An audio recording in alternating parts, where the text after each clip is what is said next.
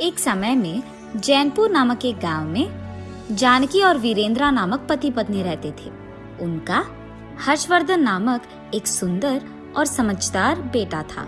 वीरेंद्रा नौकरी करते हुए आए हुए पैसों से उसके परिवार का देखभाल करते हुए सभी को खुश रखता था और वो भी खुशी से जीता था। एक दिन जब वीरेंद्रा नौकरी को निकल रहा था तो अचानक हार्ट अटैक आने के कारण वो वहीं पे गिर के मर जाता है।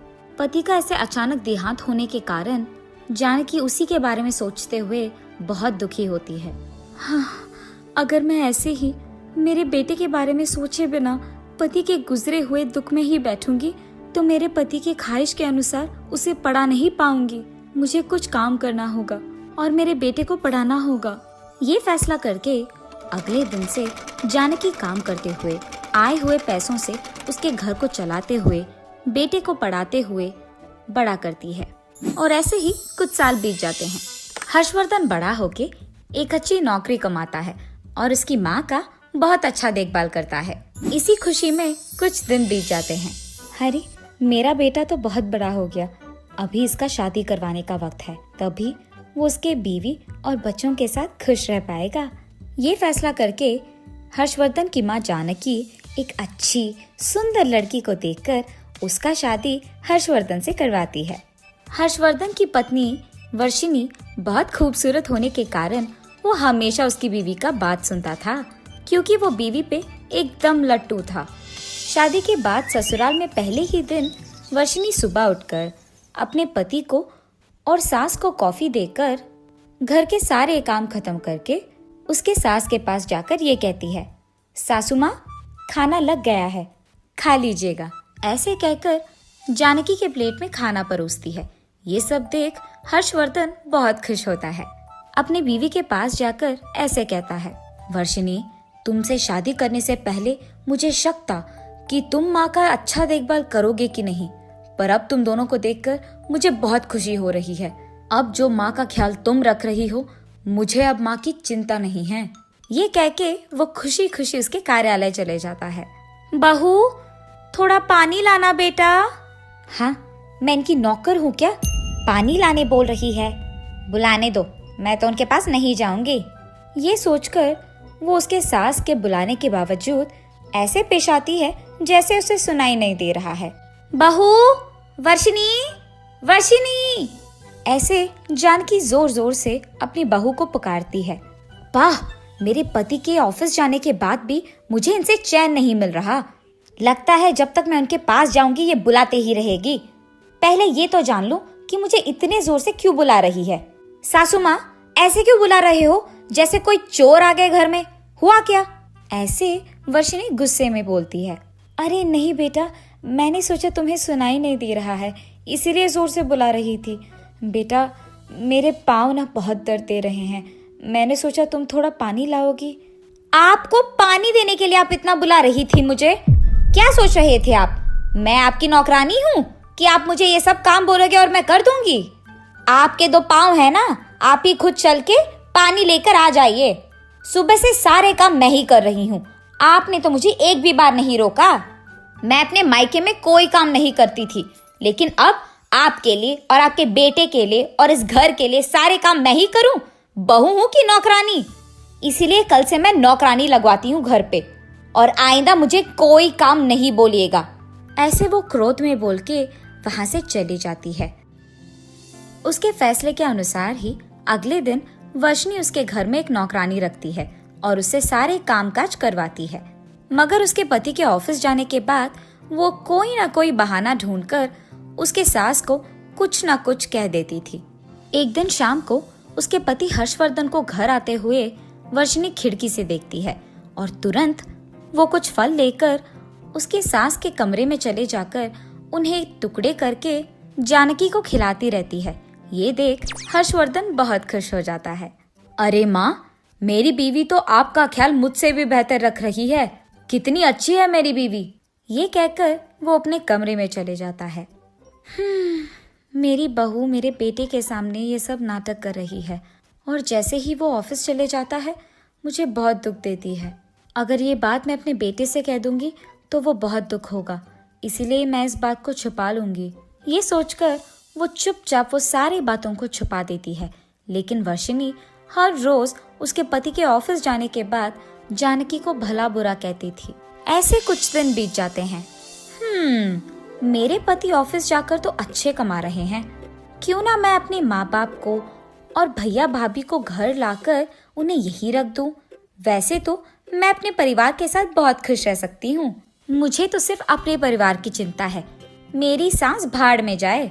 ये फैसला करने के तुरंत बाद वो उसके माँ बाप, भैया और भाभी को उसके घर बुला देती है और उसके बाद जानकी के पास जाकर ऐसे कहती है, सासू माँ, आज से मेरे माँ बाप और भैया भाभी इसी घर में रहेंगे। अगर आपको कोई ऐतराज है तो आप इस घर से चले जाइए, लेकिन वो तो यही रहेंगे। और तो और आप अकेले उस बड़े कमरे में क्या करेंगे? मेरे माँ बाप उस कमरे में रहेंगे और इस बगल वाले कमरे में मेरे भैया और भाभी रहेंगे। आप तो वैसे भी अकेले हैं, आप तो कहीं पे भी सो सकती हैं ना। मैं अपने बेटे को देखे बिना एक भी दिन नहीं रह सकती, इसीलिए मेरे बहू और उसके परिवार वाले चाहे कितना भी दुख मुझे दे, मैं मेरे बेटे को और इस घर को छोड़कर नहीं जाऊंगी। ये फैसला करके वो उसके ही घर में एक कोने में पड़ी रहती है।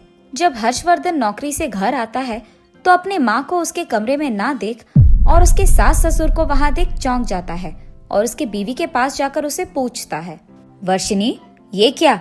मेरे माँ के कमरे में तुम्हारे माता पिता क्या कर रहे हैं? सुनिए, आपके ही माँ ने कहा था कि उनके कमरे में मेरे माँ बाप रहेंगे, लेकिन आप मेरे बारे में बुरा सोच रहे हैं। आपकी माँ ने जानबूझकर ऐसे किया है ताकि आपको लगे कि मैं उनकी देखभाल नहीं कर रही हूँ। ठीक है, तुम कह रही हो ना कि माँ ने ये खुद किया, तो ये सब कहने की कोई जरूरत नहीं है। ये कह के वो वहाँ से चले जाता है। वो अगले दिन उसके सास को देने वाली कॉफी में मिर्ची पाउडर डालकर नौकरानी के द्वारा उसके सासू माँ को भिजवाती है।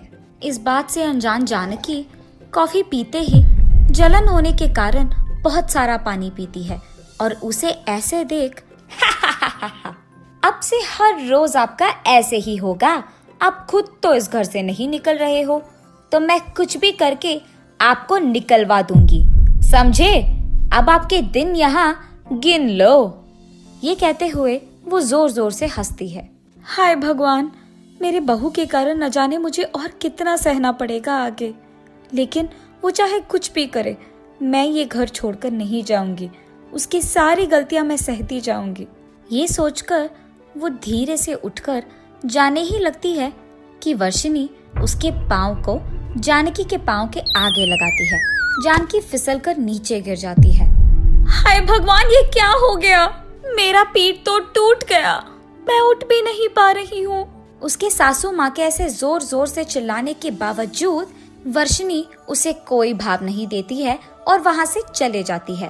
और इसी डर में बेचारी जानकी उसी घर में अपने खुद के काम करने के लिए डरते हुए एक कोने में बैठकर जी रही थी। हाँ, मैं जितना भी करूं, ये बूढ़ी तो यहाँ से निकल ही नहीं रही है, इसीलिए मैं ऐसा कुछ करूंगी कि मेरे पति खुद उसके माँ को घर से भगाए। ये फैसला करके वो अगले दिन घर में रखे सारे सामान को इधर उधर करके उसके परिवार वालों के सारे कपड़े को बाहर निकालकर उन्हें फेंक देती है और घर में रोना शुरू कर देती है। तभी हर्षवर्धन घर आकर इधर उधर पड़े हुए सामान को देख अपने बीवी को रोते हुए देख चौंक जाता है और उसे पूछता है, वर्षिनी, ये क्या हो गया? हमारा घर ऐसे क्यों है? ये सामान इधर उधर क्यों है और तुम रो क्यों रही हो?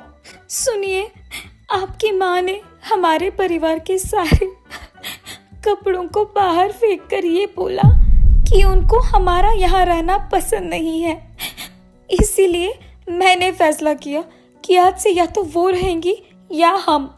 बाकी अब आपका फैसला है। बेटा, मुझे तो पता भी नहीं कि हुआ क्या। माँ, मुझे आपके बारे में पता है, आपने अब तक किसी पे भी आवाज नहीं उठाया। आप ऐसे क्यों करेंगी? मुझे पता है कि आप क्या है। मतलब? आपके कहने का मतलब क्या है कि मैंने ये सब किया है आपके माँ को भगाने के लिए?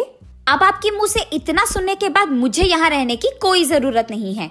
मैं पुलिस स्टेशन जाकर यही कहूंगी कि आप और आपके माँ ने हम सबको इस घर से भगाया है, और वो भी हमको बहुत दुख देने के बाद।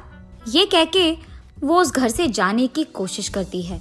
बहू वर्षिनी, तुम्हें कहीं जाने की कोई जरूरत नहीं है, और अगर तुम पुलिस की कंप्लेंट दोगी तो घर के मामले पराये लोग तक चले जाएंगे और उनके बातों का सहन मैं नहीं कर सकती हूँ। तुम ये सब इसीलिए कर रही हो क्योंकि मैं घर से नहीं जा रही हूँ, है ना? मुझे सबसे ज्यादा मेरे बेटे का खुशी ही मुख्य है, तो मैं ही इस घर से चली जाती हूँ। तुम अपने परिवार के साथ खुश रहो। ये कह के वो उसके घर से चली जाती है। उसकी माँ चले भी जाती है, लेकिन वो कुछ नहीं कह पाता है और अपने आप में बहुत दुखी होता है। मैं अपने बेटे को देखे बिना तो एक भी दिन नहीं रह सकती हूँ, इसीलिए मुझे आसपास के किसी घरों में रहना होगा ताकि मैं उसे हर रोज देख तो सकती हूँ। ये सोचते हुए वो चलती ही रहती है कि रास्ते में उसे उसका दोस्त मंजुला मिलती है। अरे जानकी, कैसी हो तुम? और इस समय में कहाँ जा रही हो?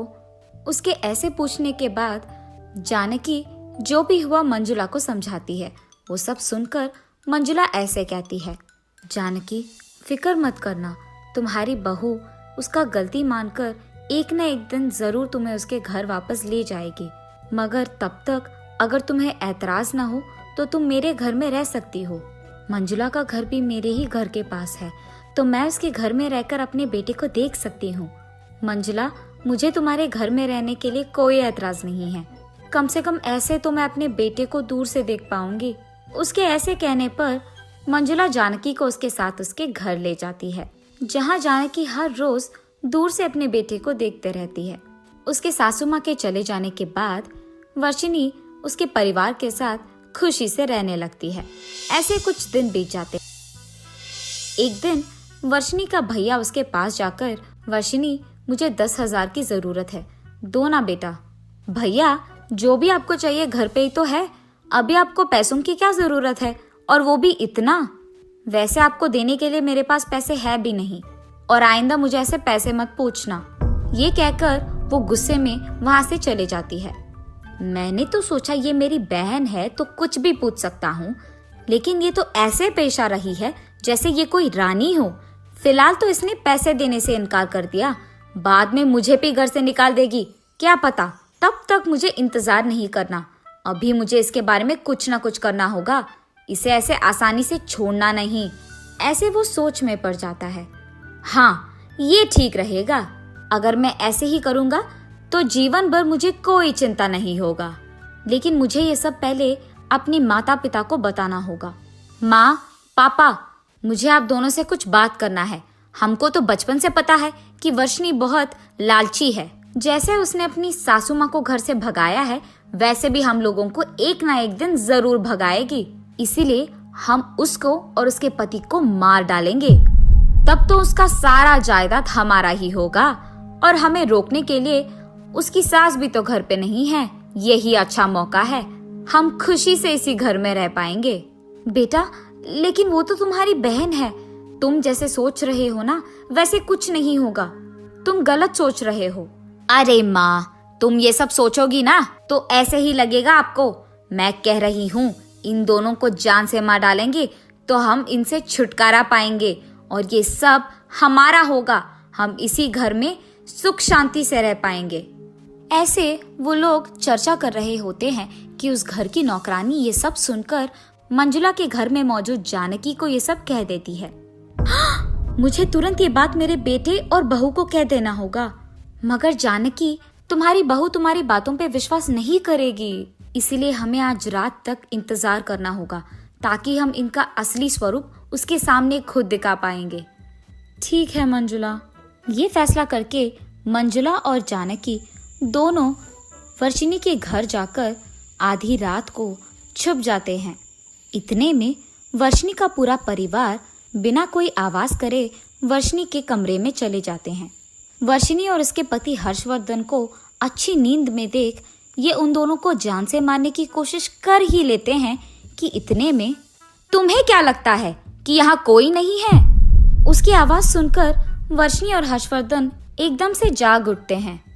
बहू वर्षिनी, तुम्हारा परिवार तुम्हें खुद मारना चाहता है बेटा, और ये सब आकर तुम्हें बताऊंगी तो शायद तुम मेरी बात का यकीन कभी नहीं कर पाओगी।